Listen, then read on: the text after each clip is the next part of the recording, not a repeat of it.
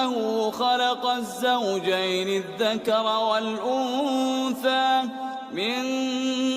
نطفة إذا تمنى وأن عليه النشأة الأخرى وأنه هو أغنى وأقنى وأنه هو رب الشعرى وأنه أهلك عادا الأولى وثمود فما أبقى وقوم نوح من